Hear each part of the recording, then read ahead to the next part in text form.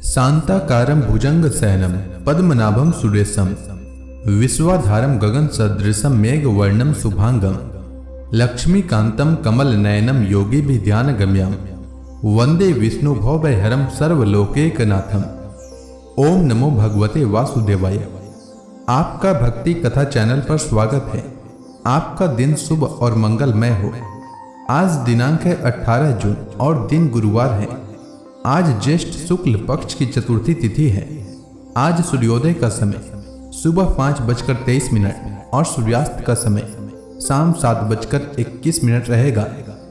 ब्रह्म मुहूर्त रहेगा सुबह 4:03 से सुबह 4:43 तक और अभिजीत मुहूर्त रहेगा सुबह 11:54 से दोपहर 12:50 तक। वहीं राहु काल दोपहर 2:07 से दोपहर 3:52 तक रहेगा। आइए सुनते हैं ज्येष्ठ मास कथा का 18वां अध्याय। श्री सुखदेव जी कहते हैं, परीक्षित, मैं वर्णन कर चुका हूं कि मानधाता के पुत्रों में सबसे श्रेष्ठ अम्बरीश थे। उनके दादा यवनासुव ने उन्हें पुत्र रूप में स्वीकार कर लिया। उनका पुत्र हुआ यवनासुव और यवनासुव का हारी। मानधाता के वंश में 3 अवान्तर गोत्रों के प्रवर्तक हुए। नागों ने अपनी बहन नर्मदा का विवाह पुरुकुत्स से कर दिया था। नागराज वासुकी की आज्ञा से नर्मदा अपने पति को रसातल में ले गए। वहां भगवान की शक्ति से संपन्न होकर पुरुकुत्स ने वध करने योग्य गंधर्वों को मार डाला।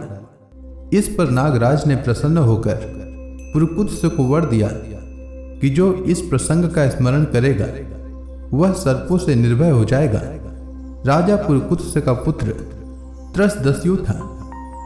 उसके पुत्र हुए अनरण्य के हर्यश्व, उसके अरुण और अरुण के त्रिबंधन हुए। त्रिबंधन के पुत्र सत्यव्रत हुए। यही सत्यव्रत त्रिशंकु के नाम से विख्यात हुए। यद्यपि त्रिशंकु अपने पिता और गुरु के शाप से चांडाल हो गए थे, परंतु विश्वामित्र जी के प्रभाव से वे सशरीर स्वर्ग में चले गए। देवताओं ने उन्हें वहां से ढकेल दिया और वे नीचे को सिर किए हुए गिर पड़े, परंतु विश्वामित्र जी ने अपने तपोबल से उन्हें आकाश में ही स्थिर कर दिया।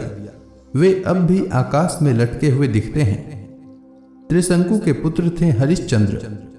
उनके लिए विश्वामित्र और वशिष्ठ एक दूसरे को शाप देकर पक्षी हो गए और बहुत वर्षों तक लड़ते रहे। हरिश्चंद्र के कोई संतान न थी। इससे वे बहुत उदास रहा करते थे। नारद के उपदेश से वे वरुण देवता की शरण में गए और उनसे प्रार्थना की कि प्रभु, मुझे पुत्र प्राप्त हो। महाराज, यदि मेरे वीर पुत्र होगा तो मैं उसी से आपका यजन करूंगा। वरुण ने कहा, ठीक है। तब वरुण की कृपा से हरिश्चंद्र के रोहित नाम का पुत्र हुआ। पुत्र होते ही वरुण ने आकर कहा, हरिश्चंद्र, तुम्हें पुत्र प्राप्त हो गया। अब इसके द्वारा मेरा यज्ञ करो। हरिश्चंद्र ने कहा, जब आपका यह यज्ञ पशु 10 दिन से अधिक का हो जाएगा तब यज्ञ के योग्य होगा। 10 दिन बीतने पर वरुण ने आकर फिर कहा, अब मेरा यज्ञ करो। हरिश्चंद्र ने कहा, जब आपके यज्ञ पशु के मुंह में दांत निकल आएंगे तब वह यज्ञ के योग्य होगा। दांत उग आने पर वरुण ने कहा, अब इसके दांत निकल आए, मेरा यज्ञ करो। हरिश्चंद्र ने कहा, जब इसके दूध के दांत गिर जाएंगे तब यह यज्ञ के योग्य होगा। दूध के दांत गिर जाने पर वरुण ने कहा, अब इस यज्ञ पशु के दांत गिर गए, मेरा यज्ञ करो। हरिश्चंद्र ने कहा, जब इसके दोबारा दांत आ जाएंगे तब यह पशु यज्ञ के योग्य हो जाएगा। दांतों के फिर उग आने पर वरुण ने कहा, अब मेरा यज्ञ करो। हरिश्चंद्र ने कहा, वरुण जी महाराज, क्षत्रिय पशु तब यज्ञ के योग्य होता है जब वह कवच धारण करने लगे। परीक्षित, इस प्रकार राजा हरिश्चंद्र पुत्र के प्रेम से हिला हवाला करके समय टालते रहे। इसका कारण यह था कि पुत्र स्नेह की फांसी ने उनके हृदय को जकड़ लिया था। वे जो जो समय बताते वरुण देवता उसी की बाट देखते। जब रोहित को इस बात का पता चला कि पिताजी तो मेरा बलिदान करना चाहते हैं, तब वह अपने प्राणों की रक्षा के लिए हाथ में धनुष लेकर वन में चला गया। कुछ दिन के बाद उसे मालूम हुआ कि वरुण देवता ने रुष्ट होकर मेरे पिताजी पर आक्रमण किया है, जिसके कारण वे महोदर रोग से पीड़ित हो रहे हैं। तब रोहित अपने नगर की ओर चल पड़ा, परंतु इंद्र ने आकर उसे रोक दिया। उन्होंने कहा, बेटा रोहित, यज्ञ पशु बनकर मरने की अपेक्षा तो पवित्र तीर्थ और क्षेत्रों का सेवन करते हुए पृथ्वी में विचरना ही अच्छा है। इंद्र की बात मानकर वह 1 वर्ष तक और वन में ही रहा। इसी प्रकार दूसरे, तीसरे, चौथे और 5वें वर्ष भी रोहित ने अपने पिता के पास जाने का विचार किया, परंतु बुढ़े ब्राह्मण का वेश धारण कर हर बार इंद्र आते और उसे रोक देते। इस प्रकार 6 वर्ष तक रोहित वन में ही रहा। 7वें वर्ष जब वह अपने नगर को लौटने लगा, तब उसने अजिगर्त से उनके मझले पुत्र सुनहसेप को मोल ले लिया और उसे यज्ञ पशु बनाने के लिए अपने पिता को सौंपकर उनके चरणों में नमस्कार किया। तब परम यशस्वी एवं श्रेष्ठ चरित्र वाले राजा हरिश्चंद्र ने महोदर रोग से छुटकर पुरुष मेध यज्ञ द्वारा वरुण आदि देवताओं का यजन किया।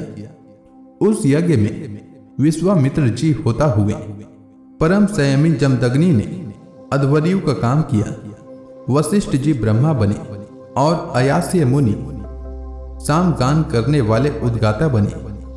उस समय इंद्र ने प्रसन्न होकर हरिश्चंद्र को एक सोने का रथ दिया था।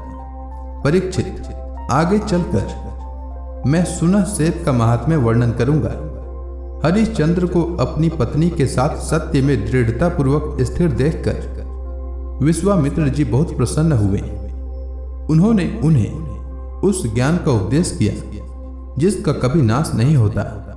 उसके अनुसार राजा हरिश्चंद्र ने अपने मन को पृथ्वी में, पृथ्वी को जल में, जल को तेज में, तेज को वायु में और वायु को आकाश में स्थिर करके आकाश को अहंकार में लीन कर दिया। फिर अहंकार को महत्त्व में लीन करके उसमें ज्ञान कला का ध्यान किया और उससे अज्ञान को भस्म कर दिया। इसके बाद निर्वाण सुख की अनुभूति से उस ज्ञान कला का भी परित्याग कर दिया और समस्त बंधनों से मुक्त होकर वे अपने उस स्वरूप में स्थित हो गए जो न तो किसी प्रकार बतलाया जा सकता है और न उसके संबंध में किसी प्रकार का अनुमान ही किया जा सकता है। तो इसी के साथ यह अध्याय समाप्त हुआ। तो प्रेम से बोलिए विष्णु भगवान की जय, समस्त देवी देवताओं की जय। इसके आगे की कथा मैं कल के अध्याय में सुनाऊंगा। तब तक के लिए भगवान श्री हरि विष्णु का नाम जपते रहें।